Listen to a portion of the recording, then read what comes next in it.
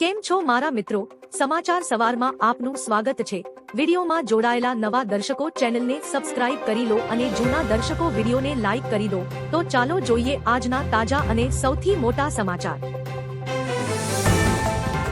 દક્ષિણ ગુજરાતમાં હવામાનનું red alert. દક્ષિણ ગુજરાતમાં ભારે વરસાદને કારણે હવામાન વિભાગે રેડ એલર્ટ જાહેર કર્યું છે। સુરત, નવસારી, તાપી, વલસાડ અને ડાંગ જિલ્લામાં ભારે વરસાદની શક્યતા છે। સુરતમાં સતત વરસાદથી જનજીવન પ્રભાવિત બન્યું છે અને અનેક વિસ્તારોમાં પાણી ભરાવાની સ્થિતિ સર્જાઈ છે। તાપી નદીમાં ઉપરવાસમાંથી પાણીની આવક વધતા કોઝવેની સપાટી 6.66 મીટર સુધી પહોંચી અને કોઝવે ઓવરફ્લો થયો છે। કુકાઈ ડેમની સપાટી 313 ફૂટ થઈ છે। લોકોને સાચવવા અપીલ। ગુજરાતમાં ચાંદીપુરાના કહેરથી અત્યાર સુધીમાં 12ના મોત। ગુજરાતમાં ચાંદીપુરા વાયરસના વધતા કેસને પગલે સરકાર અને આરોગ્ય તંત્ર એલર્ટ બન્યું છે। રાજ્યમાં અત્યાર સુધી 89 શંકાસ્પદ કેસ નોંધાયા છે, જેમાં 18 કેસ પોઝિટિવ આવ્યા છે અને 12 દર્દીઓના મોત થયા છે। 15 સેમ્પલના રિપોર્ટ હજુ બાકી છે। આરોગ્ય વિભાગની ટીમો વિવિધ વિસ્તારોમાં કામગીરી કરી રહી છે અને દવાનો છંટકાવ કરવામાં આવી રહ્યો છે। ચાંદીપુરા વાયરસ સેન્ડફ્લાય નામની નાની માખીના કરડવાથી ફેલાય છે। નવસારીમાં મેઘતાંડવ બાદ શાળા કોલેજ બંધ। નવસારી જિલ્લામાં 24 કલાકમાં સરેરાશ 8 ઇંચ વરસાદથી જળબંબાકારની સ્થિતિ સર્જાઈ છે। ચીખલી વાંસદામાં 10 ઇંચ વરસાદને કારણે કાવેરી નદીની સપાટી 20 ફૂટે પહોંચતા દેસરા વિસ્તારના ઘરોમાં પાણી ભરાયા છે। તંત્ર દ્વારા તમામ શાળા કોલેજોમાં રજા જાહેર કરાઈ છે અને 132 રસ્તાઓ વાહન વ્યવહાર માટે બંધ કરાયા છે। વાંસદામાં કોઝવે પર તણાયેલી કારમાંથી ચાલકનો બચાવ થયો હતો। અંબાલાલ પટેલની ડરાવે તેવી આગાહી। હવામાન નિષ્ણાંત અંબાલાલ પટેલે ગુજરાતમાં આગામી 48 કલાક દરમિયાન ભારે વરસાદની આગાહી કરી છે। તેમના અનુમાન મુજબ દક્ષિણ ગુજરાતમાં ભારે વરસાદને કારણે પૂરની સ્થિતિ સર્જાઈ શકે છે। અમદાવાદ અને ગાંધીનગર સહિતના વિસ્તારોમાં પણ વરસાદની શક્યતા વ્યક્ત કરવામાં આવી છે। અત્યાર સુધી ઓછો વરસાદ નોંધાયેલા ઉત્તર ગુજરાતમાં પણ હવે અતિભારે વરસાદ પડવાની સંભાવના છે। સંસદમાં હંગામો થતા કાર્યવાહી સ્થગિત। નીટ પેપર લીક અને વિદ્યાર્થીઓ પર લાઠીચાર્જના વિરોધમાં રાહુલ ગાંધી અને પ્રિયંકા ગાંધી સહિત વિપક્ષી સાંસદો કાળા કપડાં પહેરીને સંસદ પહોંચ્યા હતા। વિપક્ષે સંસદમાં ચર્ચાની માંગ સાથે સૂત્રોચ્ચાર કરતા લોકસભા અને રાજ્યસભાની કાર્યવાહી બપોરે 12 વાગ્યા સુધી સ્થગિત કરવી પડી હતી। સરકારે ચર્ચાની તૈયારી દર્શાવી છે, જ્યારે ભાજપે રાહુલ ગાંધી પર રાજકારણ કરવાનો આરોપ લગાવ્યો હતો।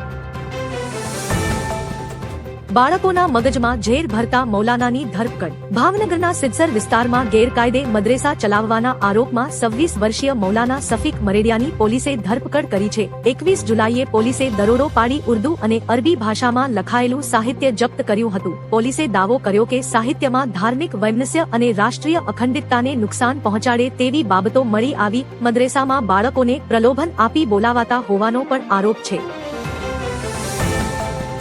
શાળાઓમાં રજા જાહેર। દક્ષિણ ગુજરાતમાં ભારે વરસાદની આગાહીને પગલે વલસાડ અને નવસારી જિલ્લામાં આવતીકાલે શાળાઓમાં રજા જાહેર કરવામાં આવી છે। જિલ્લા વહીવટી તંત્ર દ્વારા આ નિર્ણય લેવામાં આવ્યો છે। ભારે વરસાદને ધ્યાનમાં રાખીને આજે પણ બંને જિલ્લામાં શાળાઓમાં રજા જાહેર કરવામાં આવી હતી। વરસાદ અને હવામાનની સ્થિતિને ધ્યાનમાં રાખીને વિદ્યાર્થીઓની સુરક્ષાને પ્રાથમિકતા આપી તંત્ર દ્વારા શૈક્ષણિક સંસ્થાઓ બંધ રાખવાનો નિર્ણય લેવાયો છે। આપ અને કોંગ્રેસ વચ્ચે ધગડાટી। આમ આદમી પાર્ટીએ કોંગ્રેસના ધરણા પર પ્રહારો કરતા સવાલો ઉઠાવ્યા છે। સંજય સિંહ અને આતિશીએ આરોપ લગાવ્યો કે સોનમ વાંગચુક અને સીજેપીના આંદોલનને નબળું પાડવા માટે પીએમ મોદીએ જ રાહુલ ગાંધીને પોતાના આવાસ પાસે બેસાડ્યા છે। કેજરીવાલે જંતર મંતર પહોંચી પ્રદર્શનકારીઓને કાનૂની મદદની ખાતરી આપી હતી। હવે કોંગ્રેસ અને આમ આદમી પાર્ટી વચ્ચે નવી તૂતુ મેં શરૂ થઈ છે। આંદોલનનું રાજકારણ કરવું યોગ્ય નથી। કેન્દ્રીય મંત્રી જેપી નડ્ડાએ જણાવ્યું હતું કે પેપર લીકનો મુદ્દો તપાસનો વિષય છે। આપણે વિરોધનું રાજકારણ ન કરવું જોઈએ। તેમણે રાહુલ ગાંધીને પ્રશ્ન કર્યો કે તેમણે યુપીએ સરકાર દરમિયાન થયેલા પેપર લીકનો ઉલ્લેખ કેમ નથી કર્યો। રાહુલ ગાંધી પસંદગીપૂર્વક આરોપો કેમ લગાવે છે? તેઓ આ આરોપોમાંથી રાજકીય લાભ મેળવવાનો પ્રયાસ કરે છે। આ મુદ્દા પર ચર્ચાનો સમયગાળો નક્કી કરવાનું વિપક્ષનું કામ છે। અંબાજી ખાતે યોજાશે ભાદરવી મહાકુંભ. વિશ્વ પ્રસિદ્ધ યાત્રાધામ અંબાજીમાં આગામી ભાદરવી મહાકુંભનું આયોજન 20 થી 26 સપ્ટેમ્બર દરમિયાન કરવામાં આવશે. બનાસકાંઠા જિલ્લા વહીવટી તંત્ર દ્વારા જાહેરાત થતા લાખો શ્રદ્ધાળુઓમાં ઉત્સાહ છવાયો છે. મહાકુંભની તૈયારીઓ અંગે પાલનપુર કલેક્ટર કચેરી ખાતે ઉચ્ચસ્તરીય બેઠક યોજાઈ હતી, જેમાં કાયદો વ્યવસ્થા, ટ્રાફિક, આરોગ્ય, પીવાનું પાણી અને પ્રસાદ વિતરણ સહિતની વ્યવસ્થાની સમીક્ષા કરવામાં આવી હતી. સરકારના મંત્રી સોનમ વાંગચુકને મળ્યા. શિક્ષણ સુધારાની માંગ સાથે 28 જૂનથી અનશન પર ઉતરેલા સોનમ વાંગચુકને હાઈકોર્ટના આદેશથી મેદાંતા હોસ્પિટલમાં ખસેડાયા છે. તબીબી રિપોર્ટમાં પોટેશિયમ ઘટી જતા ચિંતા વ્યક્ત કરાઈ હતી. વાંગચુકની બગડતી તબિયત વચ્ચે કેન્દ્રીય મંત્રી જેપી નડ્ડા અને જીતેન્દ્રસિંહે હોસ્પિટલ પહોંચી તેમની મુલાકાત કરી હોવાની વાત સામે આવી છે. સરકાર વાતચીત દ્વારા આ મુદ્દે સમાધાન કરવા માંગે છે. બંગાળથી સીઆરપીએફના 2000 જવાનો દિલ્હી લવાયા. કેન્દ્ર સરકારે દિલ્હીમાં કાયદો અને વ્યવસ્થા જાળવવા પશ્ચિમ બંગાળથી સીઆરપીએફની 20 વધારાની કંપનીઓને તૈનાત કરવાનો આદેશ આપ્યો છે. ગૃહ મંત્રાલયના નિર્દેશ પર કોલકાતાથી લગભગ 2000 જવાનોને એરલિફ્ટ કરીને દિલ્હી લાવવામાં આવી રહ્યા છે. સંસદના મોન્સૂન સત્ર અને ચાલી રહેલા વિરોધ પ્રદર્શનોને ધ્યાનમાં રાખીને સુરક્ષા વ્યવસ્થા વધુ મજબૂત કરવા માટે આ મહત્વપૂર્ણ નિર્ણય લેવામાં આવ્યો છે. રાહુલ ગાંધીનો પીએમ મોદીને મેસેજ. દિલ્હીના છત્રસાલ સ્ટેડિયમ સ્થિત ડિટેન્શન સેન્ટરની સીડીઓ પર એક પગે શૂઝ સાથે બેઠેલા લોકસભા વિપક્ષી નેતા રાહુલ ગાંધીનો વિડીયો વાયરલ થયો છે. હિરાસતમાંથી મુક્ત થયા બાદ રાહુલે શિક્ષણ પ્રણાલી પર સવાલો ઉઠાવ્યા હતા. તેમણે શિક્ષણ મંત્રી ધર્મેન્દ્ર પ્રધાનના રાજીનામા, વિદ્યાર્થીઓ પરના કેસ પરત ખેંચવા અને ઉત્પીડન સામે પગલાંની 3 મુખ્ય માંગણીઓ સાથે પીએમ મોદીને યુવાનોની માફી માંગવા અપીલ કરી હતી. મારુતિની કારો ઓગસ્ટથી થશે 30,000 સુધી મોંઘી. દેશની સૌથી મોટી વાહન ઉત્પાદક મારુતિ સુઝુકીએ ઓગસ્ટ 2026થી કારોના ભાવમાં 30,000 સુધીનો મસમોટો વધારો જાહેર કર્યો છે. વધતી ઇનપુટ કોસ્ટ અને સતત મોંઘવારીને કારણે માત્ર 2 મહિનામાં આ બીજી વખત કિંમતો વધારવામાં આવી છે. અગાઉ જૂન 2026માં પણ ભાવ વધારાયા હતા. આ નિર્ણયથી કંપનીની 3.5 લાખથી 25 લાખ સુધીની તમામ નાની અને પ્રીમિયમ કારો મોંઘી થઈ જશે. સોનાના ભાવ અડધા થઈ જશે. જાન્યુઆરીના ઓલ ટાઈ હાઈ લેવલથી સોનું 25% ઘટી ગયું છે અને હાલમાં લગભગ 1.41ની આસપાસ ટકી રહ્યું છે. તેવામાં ચોંકનારો દાવો સામે આવ્યો છે. કોઈન કોડેક્સ જેવા કેટલાક ટેક ઇન્ડિકેટર્સે આ વર્ષના અંત સુધીમાં સોનું $2780 સ્તર સુધી એટલે કે જાન્યુઆરીના હાઈથી 50% નીચે જવાની આશંકા જતાવી છે. એટલે કે સોનાના ભાવ અડધા થઈ જશે. સુરતમાં મેઘરાજાની તોફાની બેટિંગ. સુરતમાં છેલ્લા 2 કલાકમાં 2 ઇંચ વરસાદ પડતા જાહેર માર્ગો પર નદી જેવા દ્રશ્યો સર્જાયા હતા. શહેરના કતારગામ, હોળી બંગલા, ઉધના અને ડિંડોલી જેવા અનેક વિસ્તારો તથા મુખ્ય રસ્તાઓ પર પાણી ભરાઈ જતા વહેલી સવારે નોકરિયાતો અને વિદ્યાર્થીઓને ભારે હાલાકીનો સામનો કરવો પડ્યો હતો. બીજી બાજુ ઉપરવાસમાં ભારે વરસાદ પડતા સુરતની જીવાદોરી સમાન ઉકાઈ ડેમમાં જળ સપાટીમાં સતત વધારો થઈ રહ્યો છે.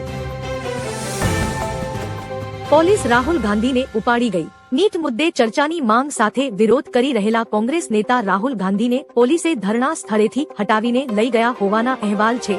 આ દરમિયાન મંત્રીએ રાહુલ ગાંધી પર પ્રહાર કરતા કહ્યું કે તેઓ વારંવાર પોતાના મુદ્દા બદલી રહ્યા છે. શરૂઆતમાં નીટ મુદ્દે સંસદમાં ચર્ચાની માંગ કરવામાં આવી હતી, પરંતુ હવે પ્રધાનના રાજીનામાની માંગ કરવામાં આવી રહી છે. આ ઘટનાને પગલે રાજકીય માહોલ ગરમાયો છે. નવસારીમાં આબ ફાટ્યું. નવસારી જિલ્લામાં મેઘરાજાની તાબડતોડ બેટિંગથી નીચાણવાળા વિસ્તારો જળમગ્ન બન્યા હતા. 24 કલાકમાં ખેરગામ તાલુકામાં સૌથી વધુ 8 ઇંચ વરસાદ ખાબકતા જળબંબાકારની સ્થિતિ સર્જાઈ હતી. ભારે વરસાદના કારણે જાહેર માર્ગો પર વરસાદી પાણી ભરાતા જનજીવન પ્રભાવિત થયું છે. સતત 2 દિવસથી પડી રહેલા વરસાદને પગલે તંત્ર એલર્ટ મોડ પર આવી ગયું છે. આદિજાતિ વિસ્તારના વિદ્યાર્થીઓ માટે રાજ્ય સરકારની મોટી ભેટ. ગુજરાત સરકારે આદિજાતિ વિસ્તારના વિદ્યાર્થીઓ માટે મોટી ભેટ આપી છે. મુખ્યમંત્રી ભૂપેન્દ્ર પટેલ અને નાયબ મુખ્યમંત્રી હર્ષ સંઘવીએ ગાંધીનગરમાં ભગવાન બિરસા મુંડા જનજાતીય ગૌરવ પરિવહન સેવા અંતર્ગત 139 નવી બસોનું લોકાર્પણ કર્યું. આ બસો જીપીએસ સજ્જ છે અને તેનાથી 4100થી વધુ આદિવાસી વિદ્યાર્થીઓને સમયસર અને સુરક્ષિત પરિવહન મળશે. આનાથી ઉચ્ચ શિક્ષણ તેમજ કન્યા કેળવણીને વેગ મળશે. ગુજરાત સરકારની મફત પ્લોટ યોજના. ગુજરાત સરકારે ગ્રામ્ય વિસ્તારમાં ઘરવિહોણા પરિવારો માટે મફત પ્લોટ યોજનામાં મહત્વનો નિર્ણય લીધો છે. હવે પ્લોટના વિકાસ ખર્ચમાં 5 ગણો વધારો કરી પ્રતિ પ્લોટ 1000 થી વધારી 5000 કરવામાં આવ્યો છે. તેમજ ગામતળની ખાડા ટેકરાવાળી જમીન સમતળ કરવા માટેની સહાય 50,000 થી વધારી 2 લાખ પ્રતિ હેક્ટર કરાઈ છે. પંચાયત, ગૃહ નિર્માણ અને ગ્રામ વિકાસ વિભાગના નવા ઠરાવથી ગ્રામ્ય આવાસ યોજનાના લાભાર્થીઓને રાહત મળશે.